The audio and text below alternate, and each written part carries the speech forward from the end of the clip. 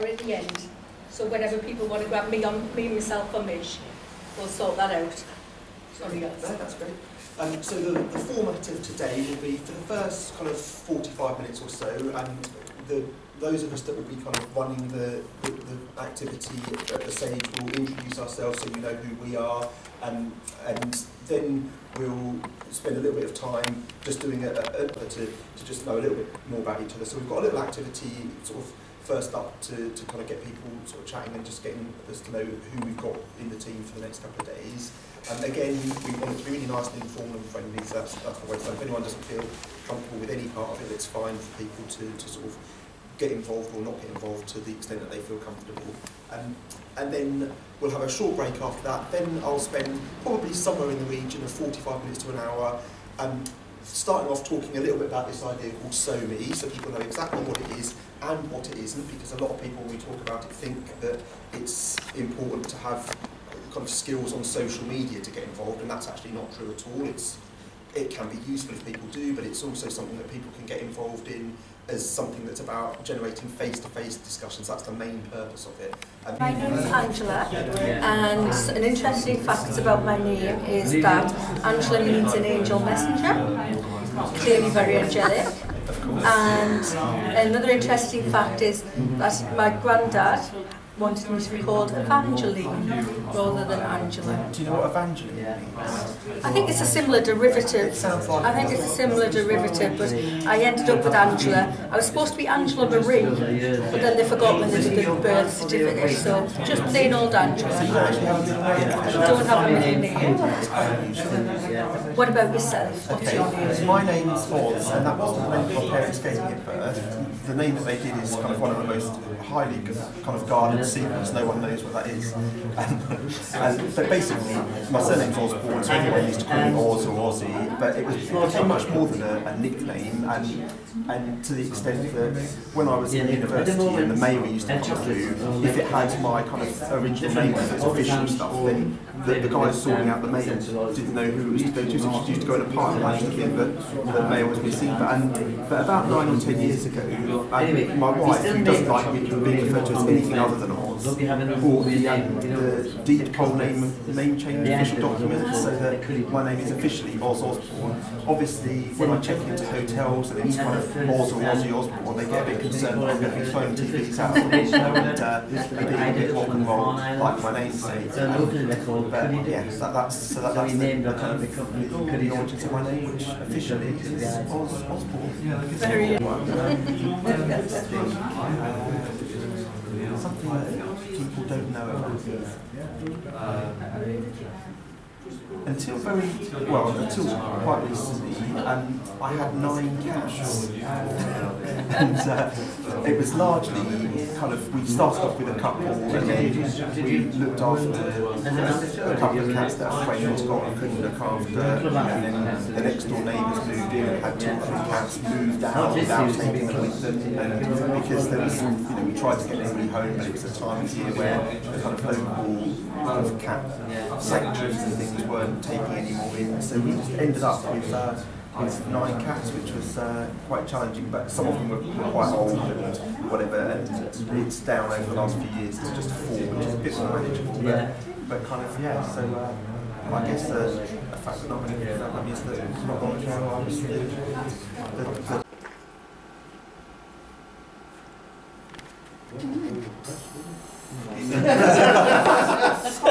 I'm interested in this. Is this where we sit down and have a conversation? So this is where, once you've done that, I would then come over and introduce you. So there'll be chairs set out in this space, by the way, on the event. I'll just get the back of that, put that in, because I'm waiting for phone call. The Lake District, I love the Lake District, and also, yeah, and there was a few things, Annick, just a few I thought would come in interest, and I like the challenge that's in about mental health problems, the question why should be individual. Yes, like mine, yes. The last time they shifted in the same place, I've always thought if you're a mental health problem, where to go. That doesn't make enough of to have a successful training. And they have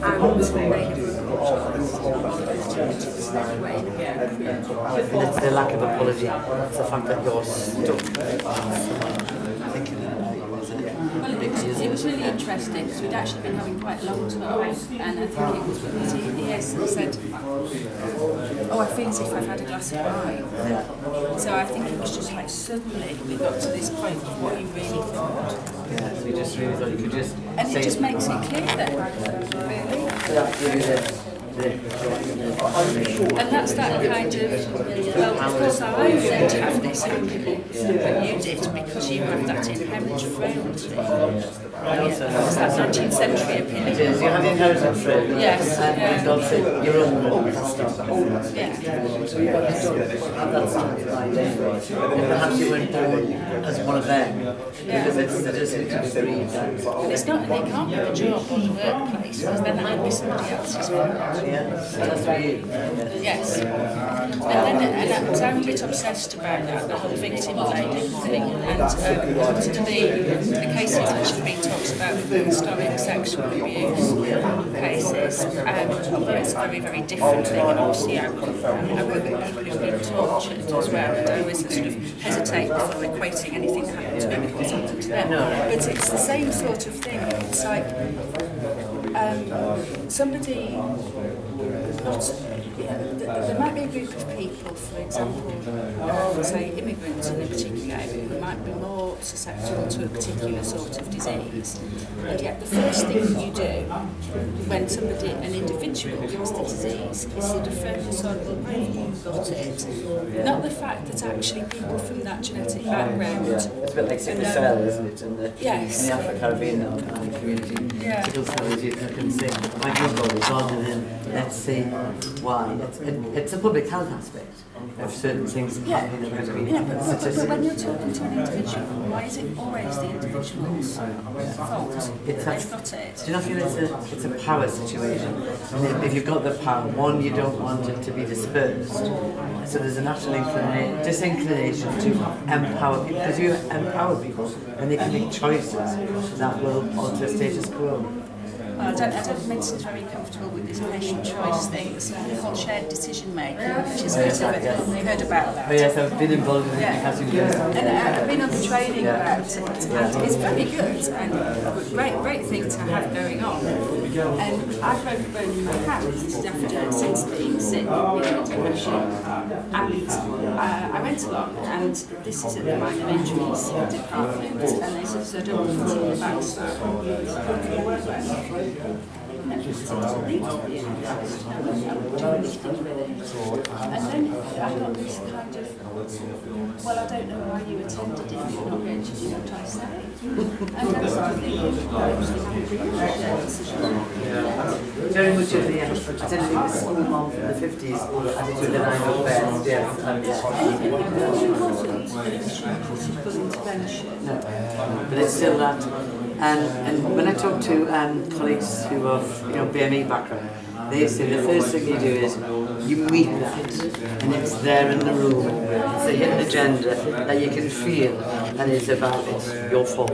Or if you just looked at things differently, we would not be where we are now. And that's what gets me about that.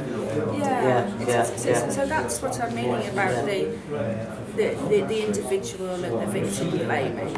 And I actually find some of the historic sexual abuse cases quite difficult to listen to on the radio news because of this element. Where somebody's been told that, well, here are you to accuse... You're just what was it, the word sometimes in little Tom? Coming out of Rosman and stuff like that. And here is a 10 and 11-year-old child. Yes. Yes.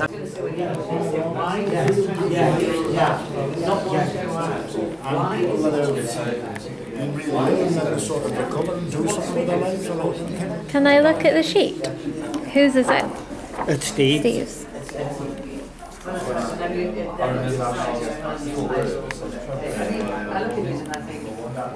Are you enjoying talking to each other?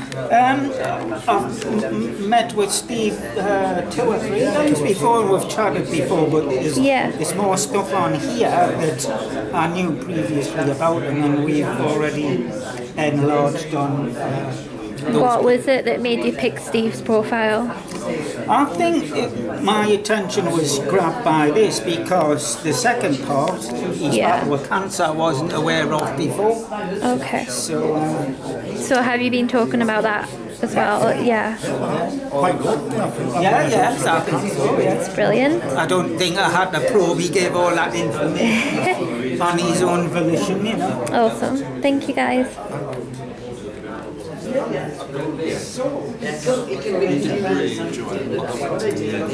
these are the sorts of things that suffering mental illness deal with on a daily basis. So how would you like people to react? If you were feeling like that and you didn't want to go somewhere, what would be helpful? I think that's a difficult one because I think it depends on the circumstances. yeah, there's two sides to it. The first side is people need to treat it. You can see the look in their eyes, it's just like, I don't want to hear this sort of thing. So I switched off from talking to them. And I think the thing that you've got to understand is that if you're asking somebody who suffers from a mental illness, how do they feel? They're going to tell you straight. And you're probably going to hear things that you don't want to hear, but to a person suffering from mental illness, they'll say it as a matter of fact sort of way. It's like, yeah, I took some paracetamol last night, and they'll say it just like it's normal conversation. So then it is normal. The person receiving it, I don't want to know. And we can around mental health and things like that. So you're going to start and think about what parts do you feel comfortable sharing. Now, for some people it might just be you feel comfortable sharing that you've experienced mental health problems and quite general stuff, maybe very general, and that's fine. For someone else, I mean Steve, do you want to say what kind of stuff you share about? Yeah, well, me, I firmly believe there's no point beating around the bush with somebody, you know, and the way I look at it is if somebody's got a problem with what I've said, they're the ones with the problem. I mean, I'll tell people I was sexually abused and that was where my problem started, and then I'll go on to abusing alcohol, self-harming, abusing certain types of drug, and then I'll explain about abusing my medication, but then how I've overcome it all. Yeah. Because I mean, to me, it's a pathway, isn't it? Yeah, and to me, if I didn't say that, I wouldn't be honest with people in my own mind. I would be saying, well, I had a good conversation, but I wasn't honest with the person. You know, they might say, well, how did your depression start, your anxiety? I'm not going to say, well, I woke up one morning, I just didn't feel, and then I started drinking. I'll tell them the reason why I did that. And I'll also, when I'm speaking to somebody, if I can see they're getting a bit uncomfortable, I'll say, are you okay me saying what I'm saying, or would you like me to tone it down a bit? You know, stuff like that. Absolutely. So some people like Steve will talk very openly about subjects that other people might find quite difficult. For someone else, it may be they haven't quite reached that level of confidence, and that's okay as well. Or maybe you've had a more recent experience, say someone had recently gone through a bereavement. You know, it may be best if you've had a recent experience that's quite painful and raw and things like that, you know. It can be useful to maybe think, is this the right time to be bringing that up? Will I be okay if I bring that up, you know? So I talk very openly about spending time in mental health units and things like that. But I've had a couple of bereavements, and one or two I still struggle with. So I would tend probably not to talk in depth about those. But it can be a whole range of things, so it's going to be different for everybody, and there isn't a right or a wrong. And if you feel up to it and you can do like Steve does, fantastic. But if you're at a different point in your process and a different point in your journey, then maybe you need to do it differently. So what I'd just like you to have a little think about in pairs is just have 2 pairs or 3s, just to have a little think about. Is there anything, you don't need to tell the person what it is, just have a little chat about maybe what you feel comfortable, what you might leave out, if, you know, just what your thoughts and feelings are around that. And at the same time, have a little think about what parts of my story might educate people, what part of my story might inspire people, you know, what my story or experience might make people think. Yes, Steve? Another thing as well, which I found when I started telling my story was, I'd have a conversation with somebody and then I'd sit down and I'd think, well, I forgot to say this and I forgot to say that. Right. But don't put yourself down for that because you're the only person that knows you forgot to say that. Exactly, I know. You forget that, you think everybody knows your mind. Yeah. You do? Yeah, no, definitely. Because you sit down and you think, oh, I didn't do this and this, and then you've got to keep thinking that. You're the only person that knows you didn't say that, so I used to beat myself up over that. Yeah. Because if you Reese, what are you comfortable sharing? Everything. Everything? Literally everything. You're going to be completely honest? Yes. Yeah. And how do you think you'll act if someone's a bit scared by what you say or a bit like withdrawn? Then I would ask them how they actually feel about that, so then I would know where I stood, because unless you ask them, then you don't know. Okay. And which part of your story do you think will influence or inspire people? How I've managed to come to terms with it and realise that I've actually got a life. Yeah, that's brilliant. You need to make sure that that's like added in, don't you? That there is recovery and you have gone through things. Steve? Hi. Hiya.